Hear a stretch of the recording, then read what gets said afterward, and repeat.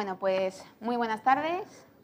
Después del foro de investigadores, que creo que ha sido necesario, ¿no?, para ponernos al día un poco de cómo está el tema académico, iniciamos esta sección nueva que esperamos que tenga continuidad dentro de la UOC. De hecho, cuando terminemos os anunciaré otro evento de este tipo, una nueva sección que se llama Periodisma, hemos llamado, donde queremos centralizar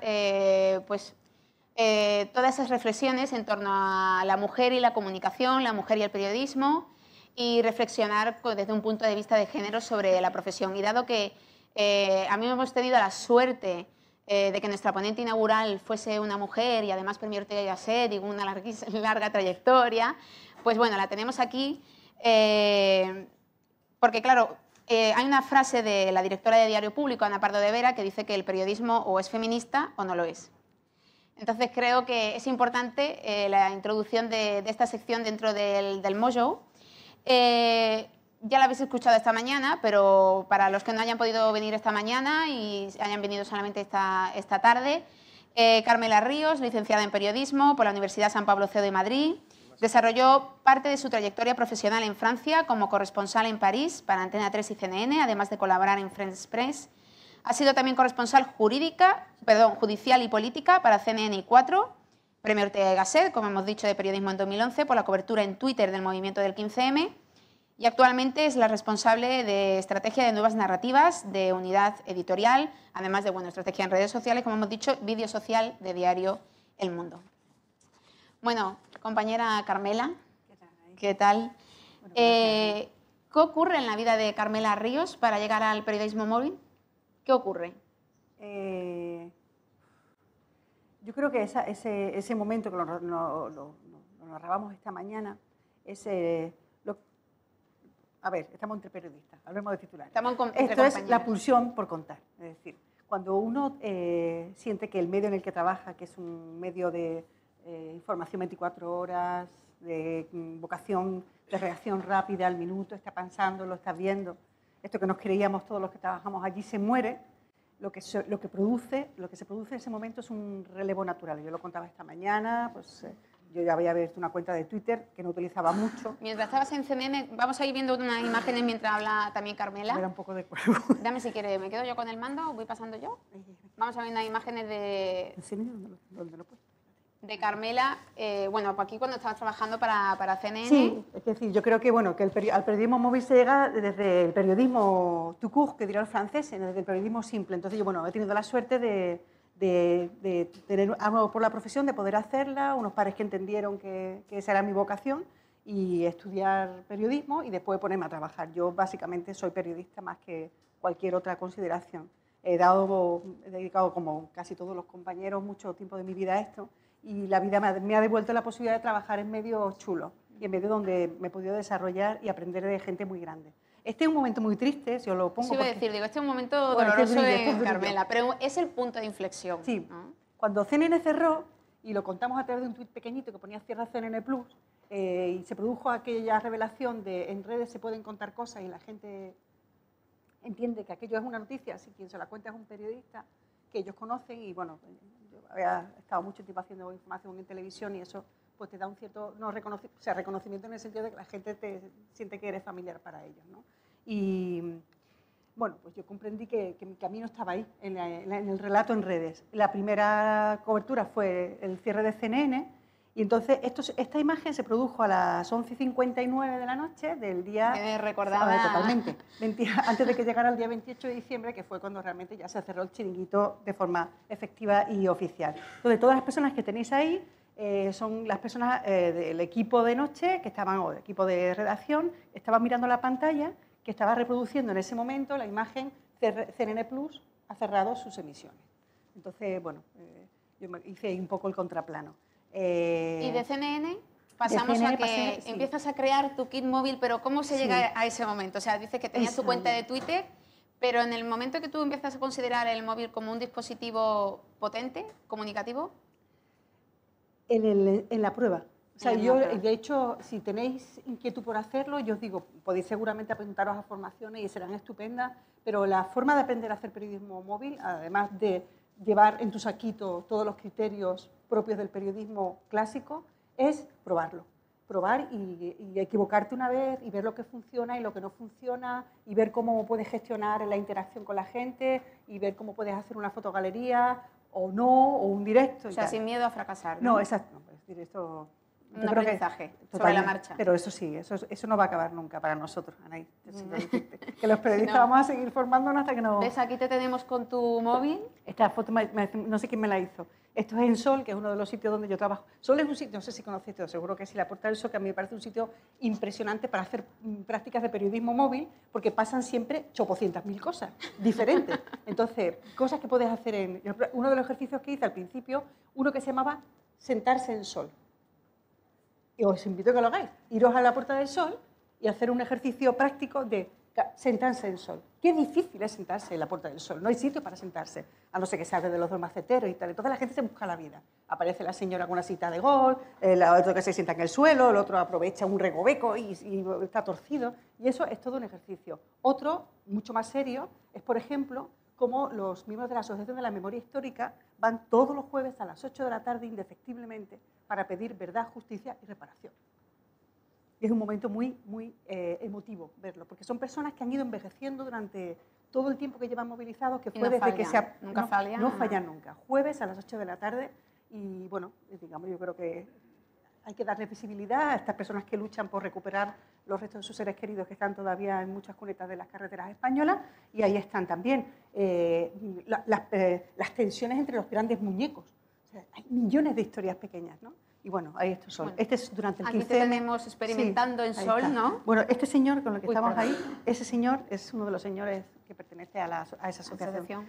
Y ahí sigue, debe tener casi 80 años, pero tiene vitalidad y convicción en que su lucha es justa.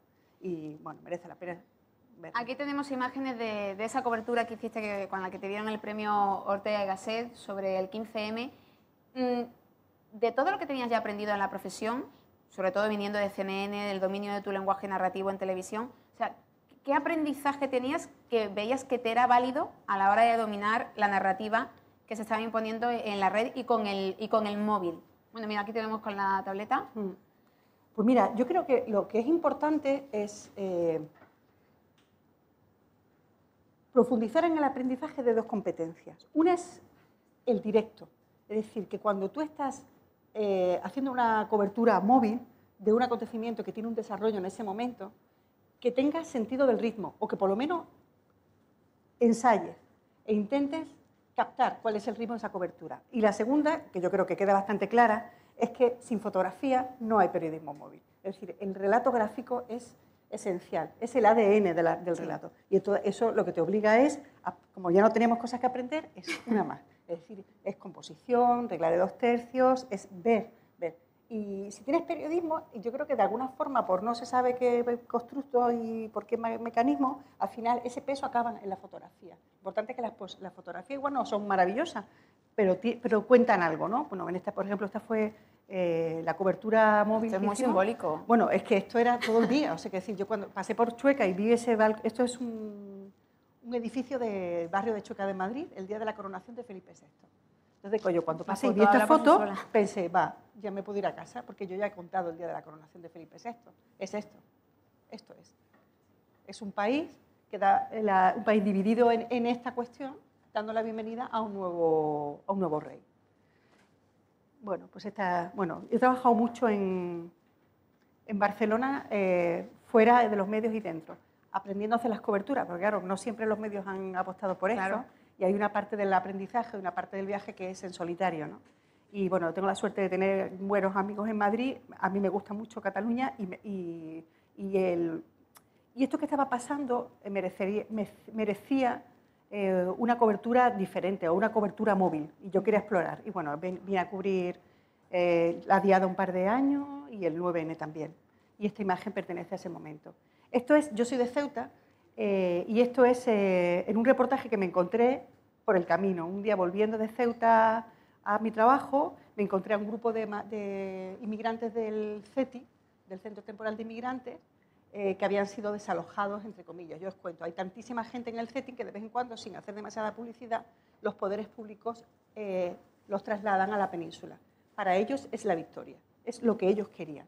Entonces, cuando les dicen, señores, ustedes el día 2 de septiembre o pasado mañana se van a Granada o van a Valencia, a un centro llegado, coordinado por la Cruz Roja o lo que sea. Entonces, ellos se compran sus mejores, se visten de punta en blanco porque han conseguido el sueño, que es cruzamos el charco, salimos de África, ¿no? Y entonces, pero esto normalmente a esto no se le da publicidad normalmente. Un día entré en el barco y me encontré a 50 chicos de punta en blanco, felices de la vida.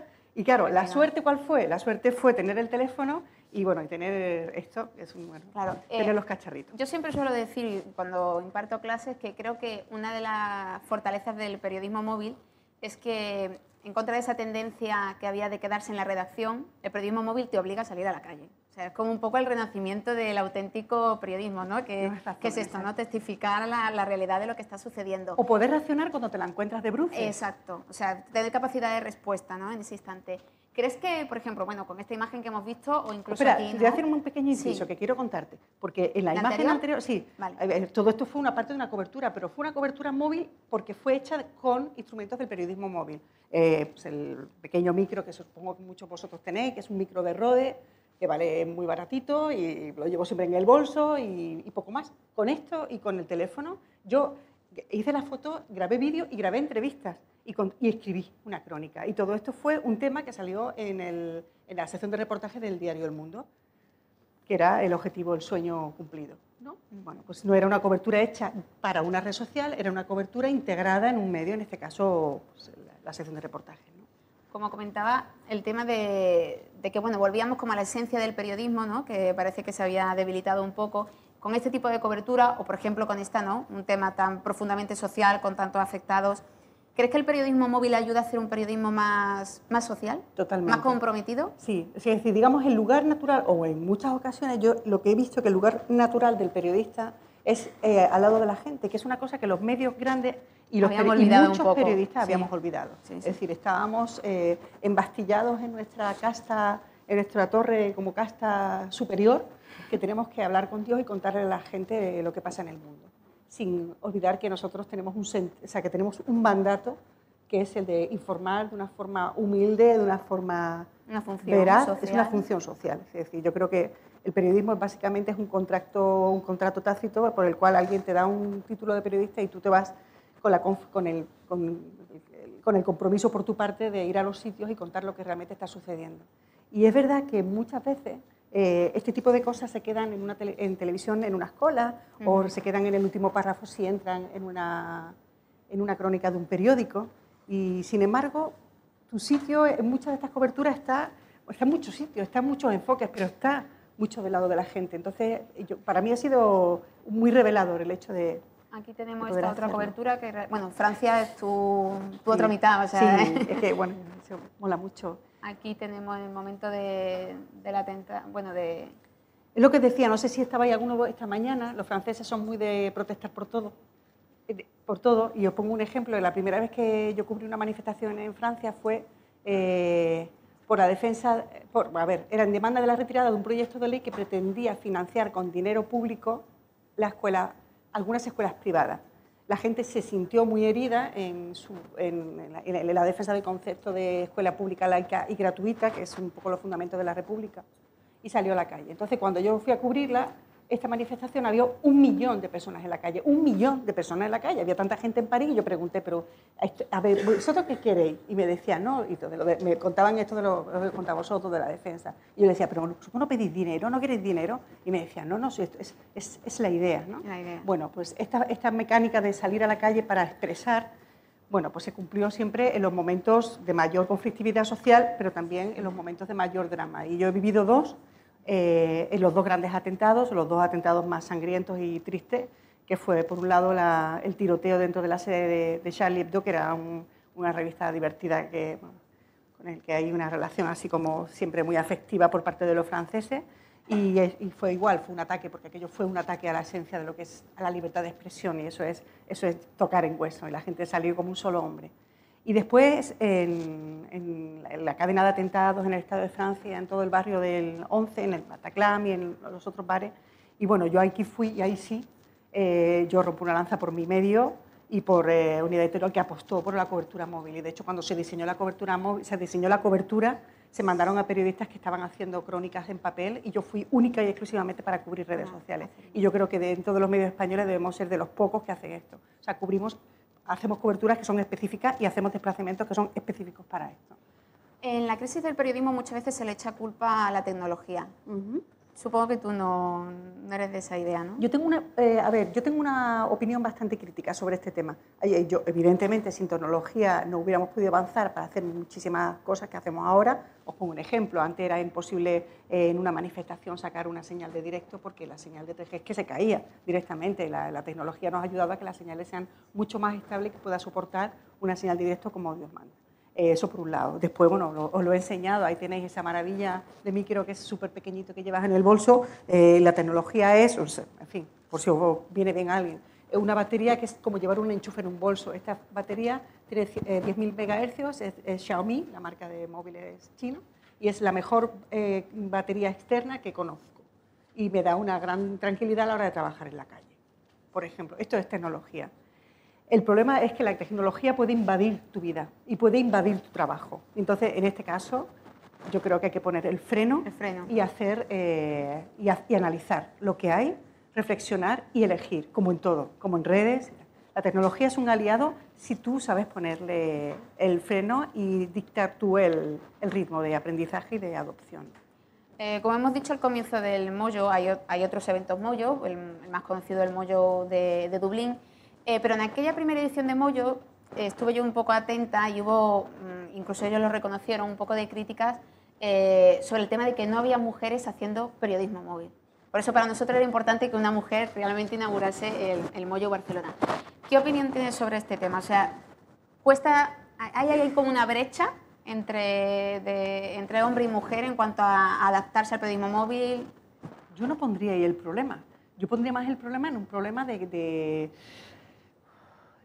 creerse el concepto. O sea, yo creo que durante mucho tiempo el concepto de periodismo móvil se ha movido en una base etérea, exactamente no sabemos cómo era, y yo creo que han sido los propios periodistas, como veíamos esta mañana, Jonathan Miller, periodistas de muchos medios en el mundo, periodistas franceses, por ejemplo, Le Monde fue uno de los primeros medios que integró los tweets de sus periodistas dentro de las crónicas que van en la web. Por ejemplo, yo creo que ha sido la propia pulsión, o sea, yo creo que ha sido el amor al periodismo, la propia pulsión, lo que le ha dado forma. Pero yo no situaría la brecha del periodismo móvil como una brecha de género, sino como una brecha de creencia, una brecha de concepto. O sea, para las empresas grandes y para quien no ha hecho, yo te digo, hay muchos periodistas que no tienen cuentas en redes sociales o que nunca han hecho grandes cosas con su teléfono, incluso una foto de comuniones o de fiestas privadas y tal. A ellos les cuesta mucho ver esto, pero hay otros que sí que lo son y que son curiosos y que tienen actitud por aprender y ganas de contar cosas, ¿no?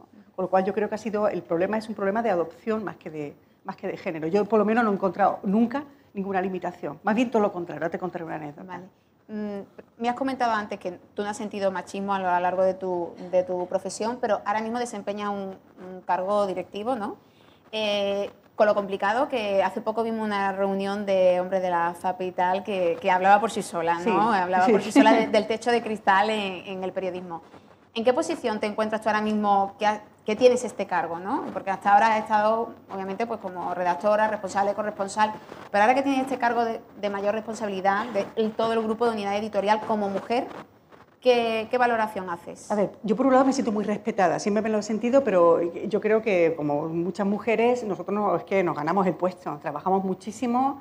Yo tengo la suerte de tener un compañero que es periodista y que es comprensivo, porque evidentemente muchas de estas coberturas, sobre todo, bueno, dentro de medio y fuera de medio, se hacen fuera de horas, se hacen en sábado, se hacen el domingo. El 15M fue, por ejemplo, un mes dedicado únicamente a estar en sol, a hablar con la gente y a contarlo, ¿no? Y eso significaba que Gorka, que es mi pareja, asumía a mis hijos. Yo tengo mellizos que tienen 15 años y bueno, son unos niños maravillosos, pero son niños que necesitan dedicación.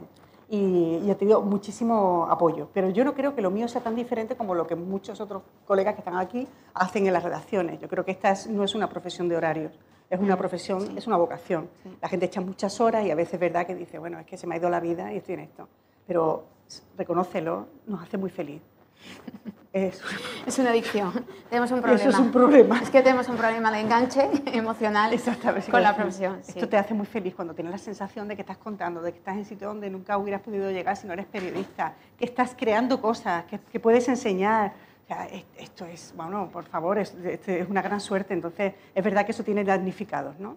Eso por un lado. Y después yo tengo la suerte dentro de Unidad Editorial, es que yo creo que soy un poco outsider. Yo necesito una parte de tiempo en solitario para mi reflexión, para hacer las coberturas y tal. No soy una persona que ambicione grandes poderes tampoco, pero sí necesito margen de maniobra.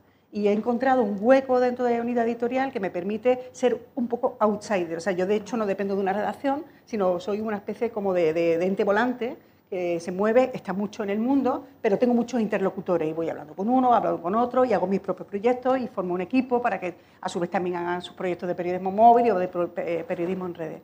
Y para mí, dentro de una gran corporación, esa es la forma de poder trabajar, ¿no? Pero yo sería injusto si yo relacionara algo de todo esto con una cuestión de género. O sea, el género...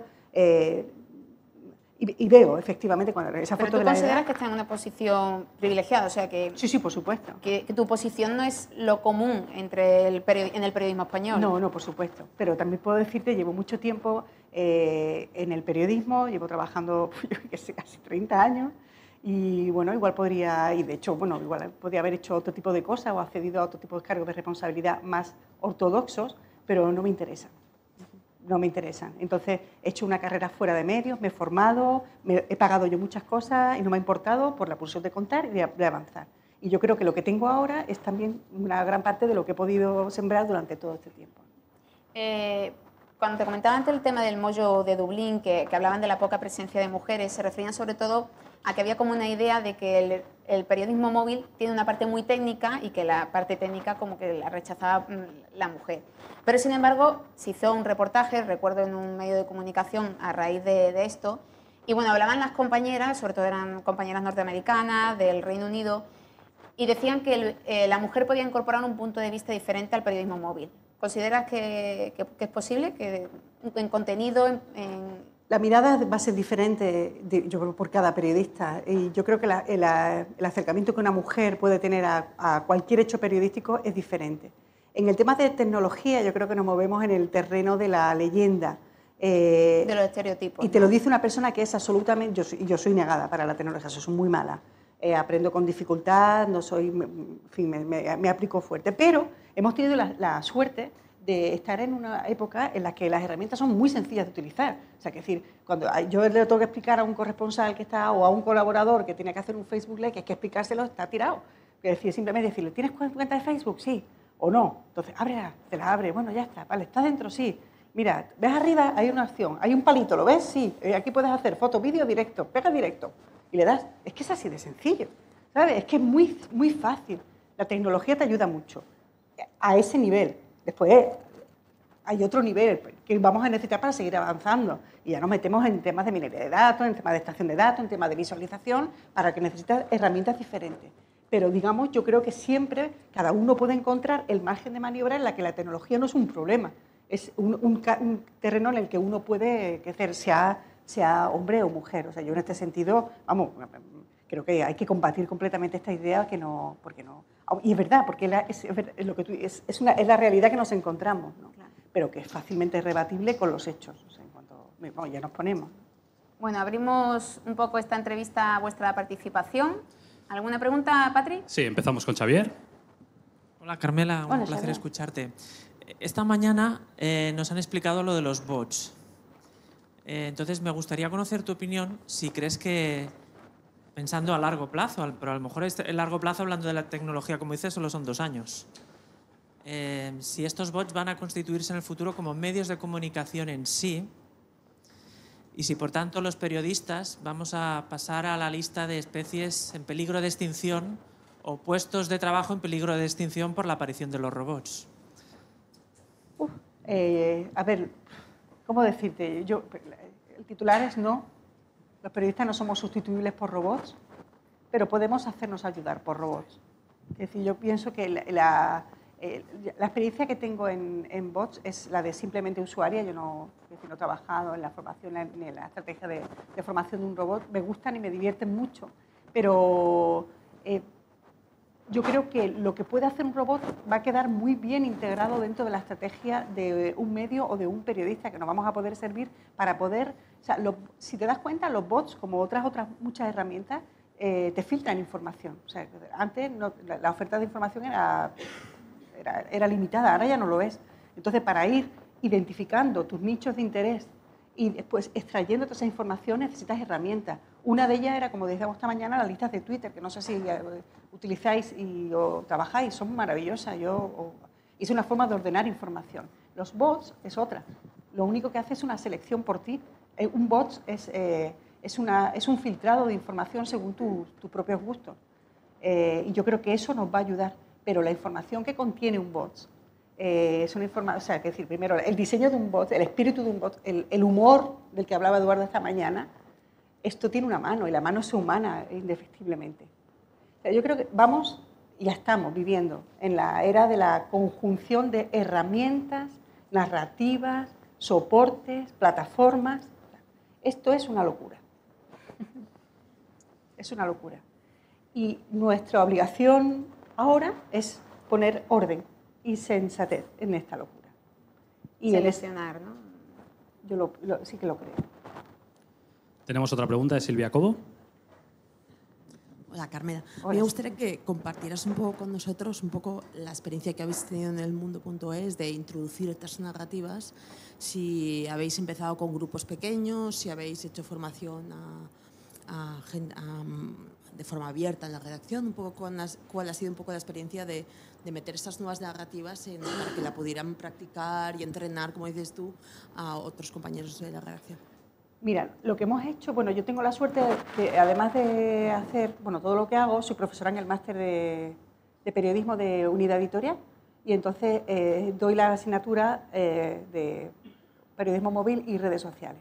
Eso me ha permitido tener un contacto con una parte de la profesión, una parte de la gente, de los redactores que suben después. Algunos de ellos se quedan y después se van, pero muchos se quedan. Y entonces, introducir desde el punto cero la noción de periodismo móvil, haciéndolas. Entonces, la única forma, se lo estaba diciendo antes, yo el año que viene montaría un taller. Hagamos periodismo, o sea, podemos seguir hablando y estoy encantada de estar con vosotros. Pero el año que viene me gustaría que nos fuéramos a hacer una práctica, y hiciéramos un ejercicio y buscáramos la pequeña historia que cuenta algo. Eso es. Entonces, eso es lo que hago con los alumnos desde que llegan. Eso por un lado. Con lo cual es trabajar un poco, entre comillas, la cantera. ¿Qué es lo que sucede cuando estas personas se integran en la redacción, en las secciones, que son secciones que han quedado diezmadas ha habido ERES y expedientes de regulación de empleo en Unidad Editorial? Ellos ya vienen con esa idea interiorizada, lo pasan bien. O sea, los colocas ante hechos periodísticos muy rápido y empiezan a trabajar. Y tuitean, hacen vídeo, cogen con el micro y se equivocan, otros no se equivocan, pero lo tienen. Entonces, en cuanto sucede algo, hay una nube tóxica en Madrid, el jefe de sección o él mismo va a decir, yo me voy y hago la cobertura móvil o me hago y hago la cobertura en redes. Entonces, eso ya es tener una persona dentro de cada sección que lo pueda hacer. Eso por un lado. Después, lo que es la estrategia de redes sociales y de periodismo móvil, cuando yo llegué al mundo, hice un equipo. Compuse un equipo con gente. Vino Fermín Elizare, que es el segundo nuestro, que es un tipo estupendo, muy bueno en datos y además un tipo lo suficientemente humilde como para aprender todo lo que él no sabía. Pero es que las personas que estaban allí, una se fue al Español y trabaja con Patricia y las otras dos personas tienen el mismo perfil y un tercero el mismo perfil. Y al final, este grupo, junto a estos becarios que vienen que son muchos de ellos ya compañeros, que son periodistas ya en ejercicio, unos se van, otros se quedan, hemos hecho un pool de efervescencia narrativa. Y lo pasamos bien, hacemos muchas cosas y hacemos mucha cobertura móvil. Y eso nos ha ayudado a introducirla dentro de las secciones.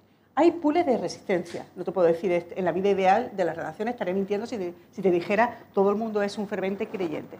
Pero en mi caso, quien tenía que creérselo, quien tenía que respetarlo, lo hace. Y yo he trabajado en Unidad Editorial con un director general que se lo cree y después con 3 directores que han sido respetuosos con mi trabajo, que han sido Casimiro García Abadillo, el primero, que me dejó hacer, la verdad es que coincidí con él, yo llegaba y él se iba, después llegó David Jiménez, que es un perfil digital con el que se trabaja muy bien, pero trabajo con un perfil que no tiene nada que ver, que es Pedro García Cuartango, que es un periodistazo y un hombre honesto y un hombre respetuoso, y tiene total confianza en mí. Y es la persona que me manda a París a hacer una cobertura en redes, cuando a priori yo hubiera dicho, bueno, igual este hombre no lo ve mucho, pero él lo respeta, y esto me parece una gran cosa. Yo creo que lo importante, cuando estás en grandes medios, es trabajar con jefes que se lo crean. Lo que decía esta mañana, un directivo sin experiencia de usuario es un mal negocio. ¿Fátima? Ese modelo para decirte, al final es exportable. Y de hecho hemos trabajado con personas que ahora están trabajando en otras cabeceras del grupo, haciendo esto, redes sociales y móviles. Carmela, voy a hacer un poco de abogada del diablo. Sabes que te admiro mucho, pero quería comentarte que las redes, luego los que mejor utilizan las redes son los periodistas freelance. ¿Por qué? Porque tienen que sobrevivir en el ecosistema digital y son los que muchas veces los mejor las mueven. Entonces, ¿crees que ahí ahora se llega a un punto en el que se produce una rivalidad entre el gran medio de toda vida tradicional frente al uso de redes, que la persona que maneje bien la red y que sepa difundir bien su información, que pueda tener pues su comunidad trabajada y que efectivamente pueda trabajar pues como freelance y que tenga su propia trayectoria, incluso compitiendo con grandes medios de comunicación? Estoy completamente de acuerdo contigo. No sé si estabais ahí todos esta mañana. Esta mañana hablábamos del síndrome del turista japonés, que es cuando tú llevas una cobertura y no tienes foco, o te apabulla la realidad y empiezas a mover la cámara para arriba, para abajo, no ordenas, ni das una sensación de orden. Yo diría que un periodista en redes tiene un gran peligro, que es hacer exactamente esto. Yo creo que si tú quieres generar una marca personal en redes sociales, lo primero que tienes que hacer es no abrir una red social, es pensar. Pensar qué puedes aportar tú que sea diferente a lo que ya hay. En qué eres tú bueno, en qué eres prescriptor, qué te gusta hacer. Y ese es tu nicho. Entonces, llegar a una cuenta para opinar, colgar un buenos días, hacer una confidencia a no se sabe quién, no tiene ningún sentido para un periodista. Y ahora, además, es perfectamente inútil porque no vale de nada. Hay millones de cuentas que son mejores que tú. Intenta ser diferente, hacer las cosas diferentes. Hay gente que viene y me dice, oye, me voy a abrir cuenta en Facebook, en Instagram. Y yo digo, no, eso es ganas de fastidiarte la vida, complicártela, dejar de estar con tu familia, no lo hagas. Piensa lo que puedes hacer de forma diferente. Y esa es la mejor forma de labrar una marca personal. Es decir, hacer algo que sea tuyo, en lo que tú estés cómoda y en lo que pueda ser respetada como periodista. Yo soy una marca personal, yo soy un producto y soy una marca personal. Ahora mismo puedo estar trabajando aquí y me trabajo en muchos sitios. Pero si lo he hecho es porque aposté por el periodismo móvil. Para mí, Twitter ahora ya muchas otras cosas, pero era el sitio donde podía contar la historia. Esa es la historia. Descubre tu nicho, descubre el sitio, lo que es para ti diferencial. Bueno, Hola, pues... Carmela, una pregunta te quería decir.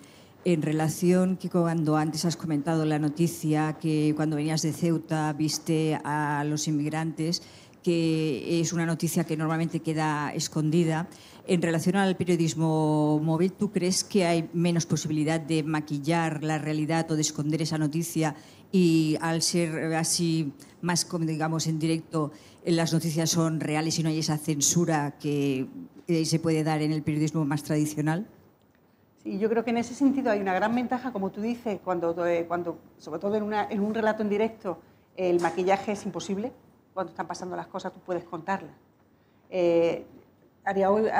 Pondría entre paréntesis una pequeña matización. Ahora hay alguien que puede hacerte creer en redes que está en directo y no lo está, o hay alguien que está haciéndote creer que está sucediendo algo que no está sucediendo, etcétera, etcétera. Necesitas filtrar. Pero efectivamente la realidad queda mucho menos maquillada, lo cual es un problema igual para los grandes medios porque significa perder el control igual en un momento de su línea editorial. Pero es que yo pienso que este es un signo de los tiempos. Es decir, lo que aporta el periodismo móvil o el periodismo en redes o el periodismo multiplataforma es esto. Es que la realidad, si hacemos bien nuestro trabajo, sea mucho más difícilmente ocultable o maquillable. Y solamente por esto ya merecería la pena estar haciendo este tipo de coberturas. O sea, las redes sociales o el periodismo móvil sustituye de alguna forma, complementa, digamos, ¿no?, el relato que hacían cadenas como CNN, era de sacar, es lo que están haciendo. Bueno, en España es un caso muy raro porque no hay cadenas de noticias. Bueno, de hecho, la gran cadena de noticias no es una cadena de noticias. La gran vocación informativa es de La Sexta.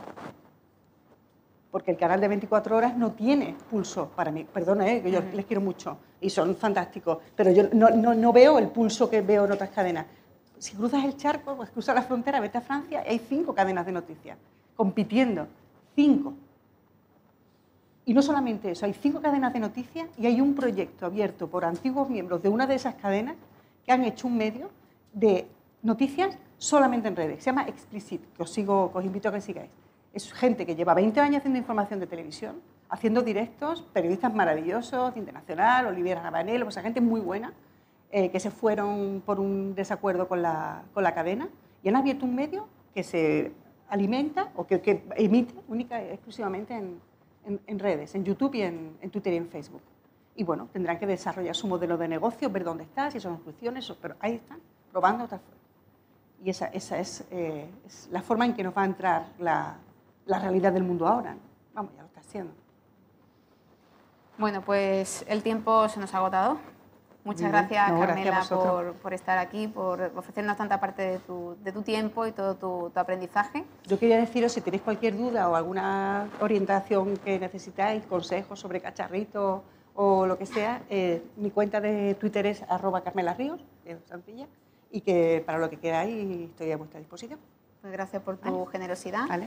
Y bueno, nosotros ponemos aquí fin a esta sección sobre mujer y periodismo.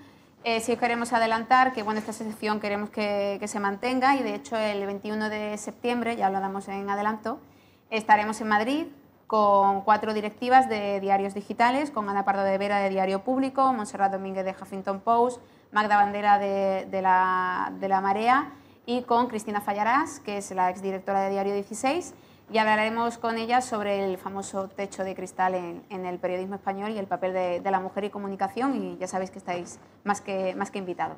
Bueno, pues seguimos con más Moyo. Perfecto. ¿Vale? Muy bien. Gracias. Venga, gracias a vosotros.